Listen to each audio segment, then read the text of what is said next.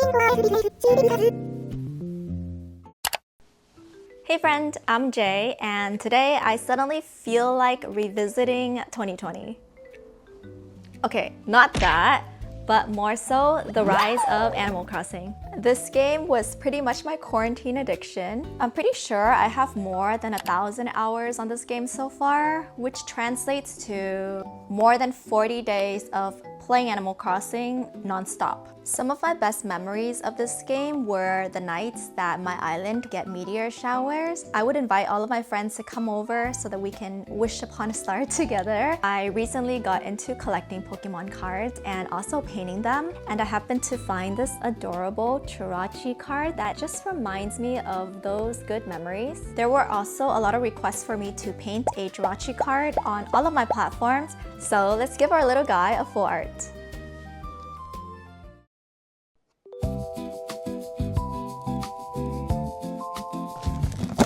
One of my most asked questions from my previous videos was whether you need the same type of paint that I'm using in order to paint a Pokemon card, and the answer is no, which is why today I'm going to be using this Folks Art acrylic paint to work on my Jirachi. The cool thing about these is they're pretty accessible. You can find them in your local craft stores like Michael's, even Target, Walmart, and if you don't want to leave the house, you can order these on Amazon. I got all of these for around 30 bucks, probably less than that to be honest. I've been using them for both craft projects and professional projects. I have a pack of these. I think these are used for like classrooms. I'll be using these flat brushes for things like the sky and the sand. For the smaller subjects, I'll be using these detail brushes. And last but not least, I will be using masking tape to preserve the borders of the card. Even if I'm painting over it, I want to make sure that my result looks like a Pokemon card.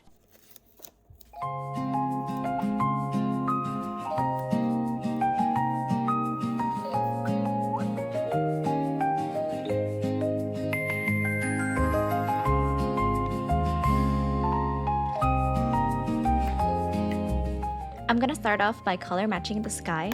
To get that deep but muted nightshade, I'll mix my dark blue with a bit of green, cyan, and brown. I like diluting my colors with some water because the paint will stay wet longer, which makes it easier for me to blend. Working in layers is super important here. I want to fully cover one layer first before moving on to another, otherwise the paint may lift. The mountains are one color, so they're pretty easy to add. One thing I noticed is that the night sky is covered with super tiny little stars, so I used a needle tool and my miniature brush to paint some micro dots. This part took more than an hour because I want my little dots to be scattered randomly in different sizes. I also got this idea to add a bigger shooting star, which is how it would look like when there are meteor showers on my Animal Crossing island.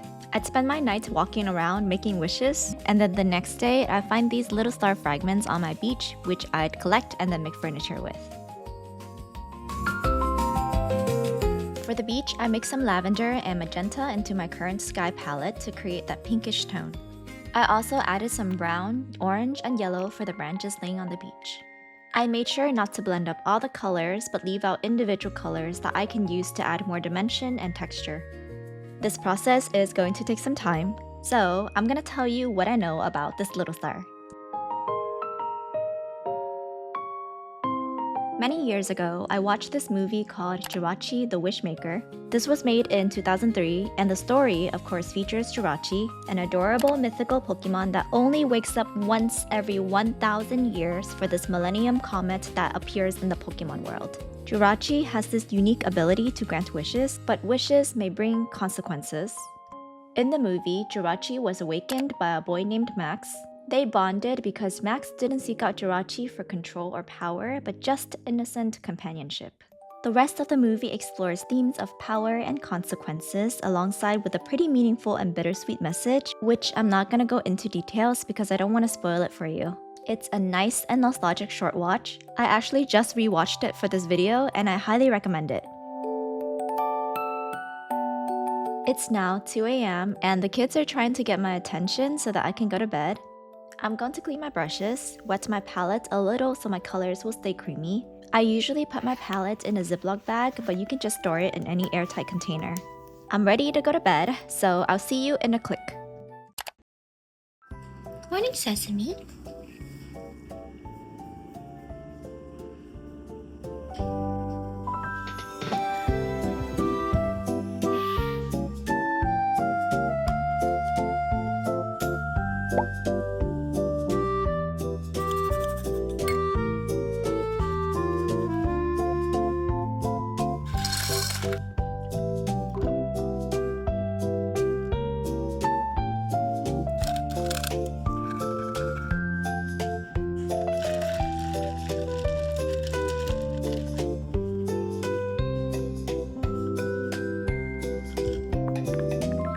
Okay, let's resume painting. Here's my palette from last night. The paints still look pretty fresh, which is great. As I kept working on the sand, I added some white into the warm colors that I mixed last night and gradually transitioned the blue hues of the beach into the warmer light. A sandy beach generally has lots of bumps and divots, so I made sure not to overblend and kept lighting in mind as I layered the colors.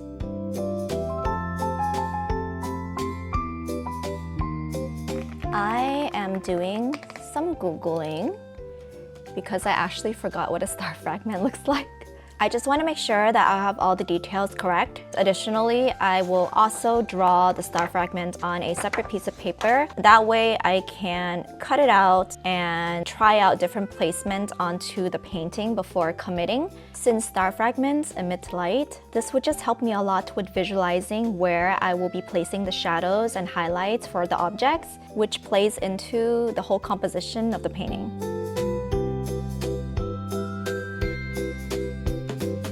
Starting off with sketching a circle for reference, I'm going to draw the points of the star fragments similar to how I would draw petals on a flower. Then I'm going to make multiple of these in various sizes so that I can play around with different perspectives. Since I'm already doing this, I wanted to try placing a log on the foreground to see if it frames the painting better.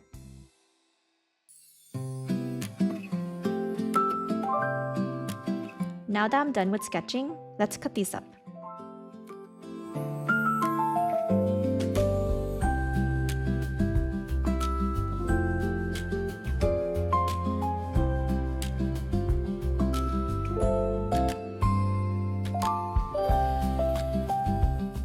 Okay, this might be a little extra, but I'm going to play some Animal Crossing so that I can reference the star fragments directly from the game.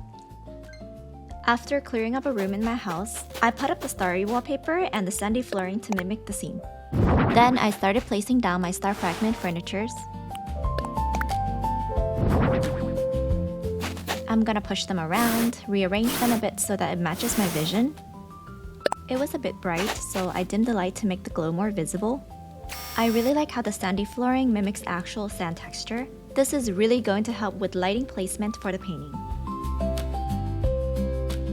Now that I have a better idea of what I'm gonna paint, I will arrange my cutouts into specific placements.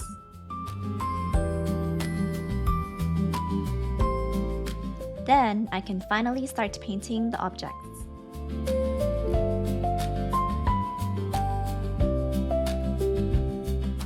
Since we got to know a bit more about Jirachi, let's look into the artist of this card, which is Kuroi Mori. This artist had created Pokemon artworks ever since the Paldean Fate series, and I'm not gonna lie, these are some of the most beautiful Pokemon cards I've ever seen. Two of their most known works are the Gardevoir from Paldean Fates and the Melodic from Surging Sparks. Both are very sought after special illustration rares, which is why they cost quite a bit. I can't afford these yet, but I'm gonna try to save up for them because they're so gorgeous. On that note, if you like my content, please consider liking this video and subscribe to see more of my creative journey.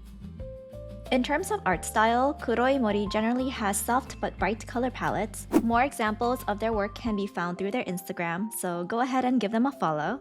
Their line work is delicate, detailed, and sometimes omitted on brighter objects, which is important for me since my star fragments are pretty bright. Let's go back to the painting. I finished up my yellow star and I'm now deciding on the colors of the other two. I want to keep the palette consistent, similarly to how the original artist would, so I'm going with the blue tint for this one.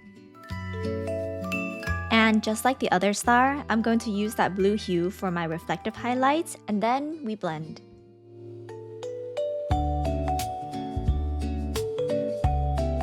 I purposefully placed my last star directly in front of Jirachi's direction since it helps build some dialogue. I could imagine Jirachi thinking, "Oh, look at all these fallen stars, they're just like me."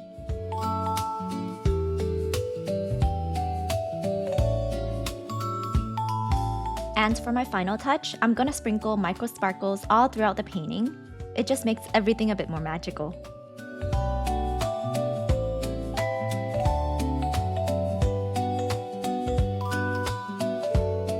I waited a day for my paint to completely dry.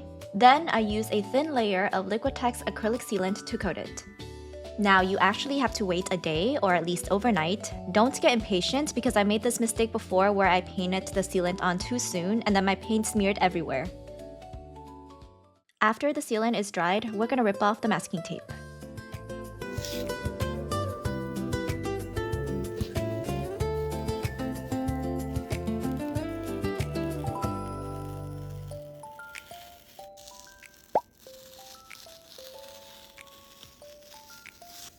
Now I'm gonna prep my painting to spray another anti-UV coat on it.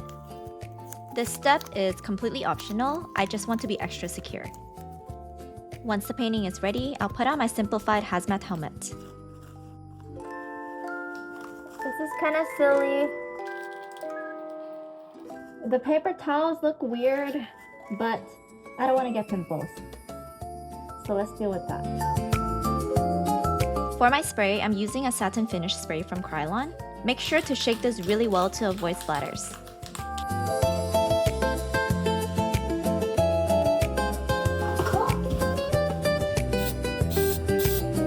I sprayed 2 coats and my neighbor happened to walk by on the second one. Exactly. Is it giving like math scientists?